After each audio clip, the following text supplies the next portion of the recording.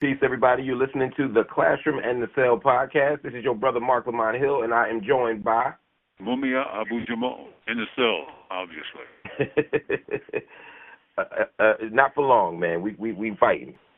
Thank you, brother. From your lips from our lips to the judicial system's ears, man. We're gonna keep fighting until we have no more breath left in our bodies, man. I was thinking about you earlier today for something very less important than, freeing a political prisoner or mass incarceration. I was thinking about Beyoncé.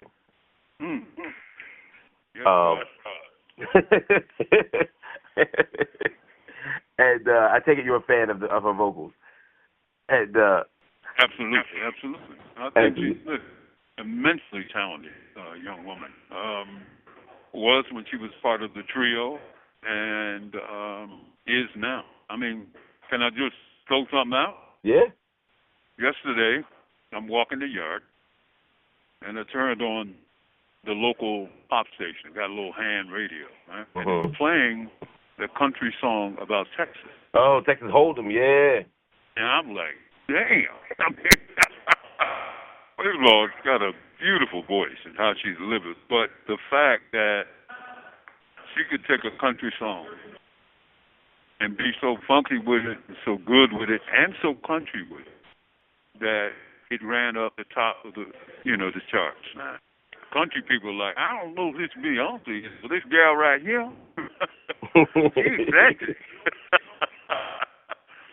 It just shows you how, malleable culture really is. Yeah. Because we don't think of black folks when we think of country when, in the old days, like 99% of us lived in the country. Right. And worked in the field. Right. Right. If that ain't country, I don't know what is. That ain't country, nothing is. You hear me? And that's what was so interesting when she announced. This is a call from Pennsylvania State Correctional Institution, Mahanoy. This call is subject to recording and monitoring. When Beyoncé announced at the Grammys that she was going to be coming out with an album, kind of part 2 of Renaissance. The first Renaissance album, the one from a couple of years ago, really kind of resonated with ballroom culture, gay culture, house culture, all those stuff mixed in. I know there's not a single gay culture, but she was kind of speaking to, and she said she had a queer uncle, who was also inspiring the project. And so she was getting into the house music. It was a dance anthem. And she said this time Act 2 is going to be a country album. And I said, okay, country album, interesting. And then she released Texas Hold'em and one other country song. And when she released it, some of these white folk lost their minds. I mean, they lost their cotton-picking minds. They say she's not country music when she put out Texas Hold'em, and 16 Characters was the other one. And one of the people I saw... Born and raised in Houston, Texas. Right. Come on, man. What they mean is... niggas can't do country. That's right. They were doing it, before y'all was doing it. You dig? Right. Before there were charts, before there were billboards. What do you think? Let's keep this thing 100. Where do you think the banjo came from? Like London? No. Came from Africa. Right. It was African. Some of the cultural remnants that black people held on to. Right. And come on, man. This is a call from Pennsylvania State Correctional Institution, Mahanoy. This call is subject to recording and monitoring. And I was blown away, man. I said, this is some brilliant stuff. Just how it was put together, not just the beats, but the vocals. And, it was like just a beautiful piece of work, man.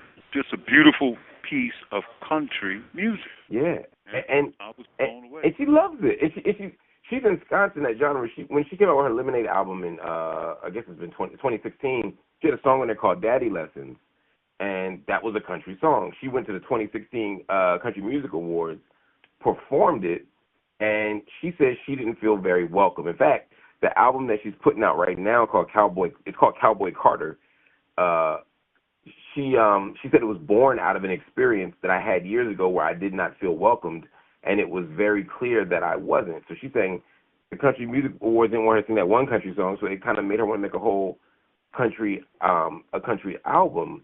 And I think what's so interesting about that, and like you said, in addition to us having the experience and us having literally made some of the instruments that are essential to country music, we also have some country. I mean, Ray Charles was making country music. Charlie Pride was making country music. Like, we've been making the music forever, ever. You know, and the real thing is that country music is an amalgam of many cultures. You know, yeah, Scotch Irish, but you know, I can't even really think of cats who've been, you know, playing and performing country music most of my life. But there are black dudes who've been doing it from day one. You know, and this ain't hers. Come on, it just shows you how narrow culture can be in some people's heads, and how they're unable to think beyond their little box. And they should celebrate this. You know, who's a young brother who took like a country joint and Lil Nas X. You talking about Lil Nas X when he made Old Town Road? Yeah, and kicked it in the head. You right. know? I mean, our people. Listen, the one place in America where we could breathe. There weren't many places, of course, but music was one of those places. And it doesn't matter what the genre is. You know, we're able to stretch into that genre and make it our own. You know, Jimi Hendrix, you know, playing rock. I mean, you know, like, there weren't many brothers sitting around, you know, in the 60s listening to Jimi Hendrix. But I was one of them cats. You know, I mean, there was another dude on my block, and we both were Hendrix heads. Everybody else listened to the Four Tops, the Temptations, you know, the Supreme, everybody from Motown. But, you know, when we heard this cat, it was like, yo, this guy. Yeah. He got it, man. He got it going on. He playing something that ain't been played before. And but then they try to write us out of that, you know, the Jimi Hendrixes and punk, you know, like the Bad Brains, or even, you know, even when you look at some of the stuff that Rick James was doing early on, they'll laugh at Rick James and make him a caricature now. Right. But the musical contributions is beyond. Yeah. Or should we say Beyonce? Right. Let me ask you something about this Beyonce thing, though, because she got a little controversy yesterday. It may not have gotten to you yet, but she released the album cover. Now, on this album cover, it's Beyonce on a horse, a white horse. It's a beautiful image. It looks like almost like a Kehinde Wiley style thing. But she got this long white hair, a cowboy hat, a sash across her that says Cowboy Carter. It's all red, white, and blue. You know, it looks like a cowgirl, right? And she's holding an American flag. Now, you can't see the stars, but you can see the stripes. It's clearly intended to be an American flag. And there were some people who said, why is Beyonce holding up this American flag? You know, this is imperial. This is problematic. This is tone deaf, you know, especially with everything going on in the world. People went on down the reasons why Beyonce shouldn't be holding no flag, or maybe even dressed like the cowgirl. And then other people say, well, you know, we are Americans, and this is our shit. We did build this. We are descendants of slavery. Maybe we should be repping this and claiming this as our set more so than these white people. And I didn't know what to make of it in terms of what I said was, I wonder how Mumia thinks about something like this. Can we reclaim those traditions? Well, listen. We were just talking about Jimi Hendrix. Remember he did the national anthem? Yeah. Lost their mind because of how he did what he did. He put all of our angst, our anger, our sometimes joy, you know, our pain into the national anthem. And because he was such a master at the guitar and vocals, you know, I mean, when we do whatever we do, as long as we put ourselves in that, and we ain't faking that, but we actually saying something, I'm like, go do your thing, man. Because whatever we touch, we transform. We transform. That's a fact. And when I think of her, I think of, you know, halftime at the NFL, when she did homage to the Black Panther Party. And the sister was, you know, I wrote about that in the introduction to Why Black Lives Don't Matter, right? And she was visualizing it for me because I was, you know, in the hospital and didn't have a TV. And I was blown away. She was blown away, and I was blown away by her reaction. And the fact that she did that, I think, is a statement of the kind of consciousness that exists in the Carter household. And man, culture is transformative, right? It ain't like set in stone. It's transformed by the works that people put in the box we call music or culture.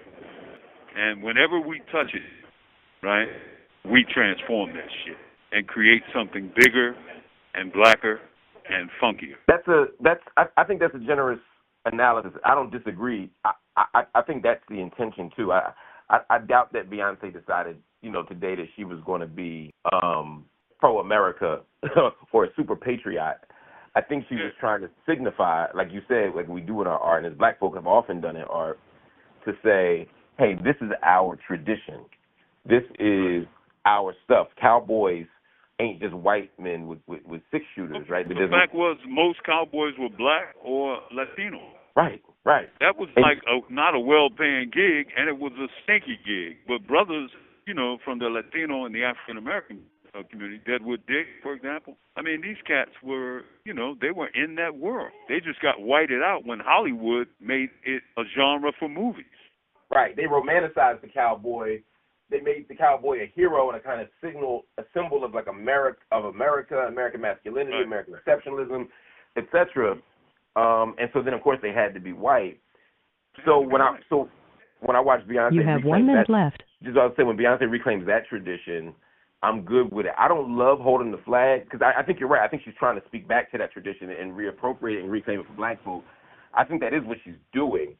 I'm just not sure that message will get across to the 320 million Instagram followers she has. I'm worried some of them will just start toting flags.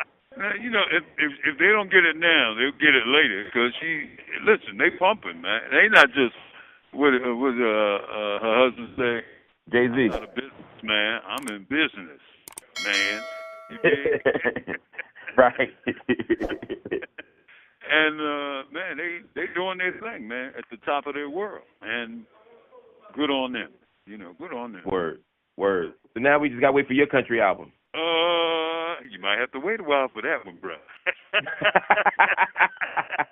I think Thank you for using Cornell will do one before I do one. You might be right, man. Love you, man. All right, y'all. You've been listening to The Classroom and The Cell with Marc Lamont Hill, and more importantly, Mumia Abu Jamal. Make sure you check out all of our episodes. Just go to the Marc Lamont Hill official YouTube channel, and you can go to the Classroom in the Cell podcast. You can listen to all the episodes. You can also check out other content that's on the site. When you hear the content, hit the like button. Let those algorithms know that you're rocking with us. It helps expand the reach of the content. Hit the subscribe button so that you can get regular updates about the content, get announcements when we put new episodes out. And, of course, if you're so inclined, hit the join button. Become a monthly subscriber to the channel. It allows us to continue to put out this content, allows us to continue to expand our reach and to build more infrastructure for mass political education, critical analysis, and stories that mainstream media, corporate media just don't want to tell. Anyway, family, thank you for listening. We'll talk to you again soon. Peace.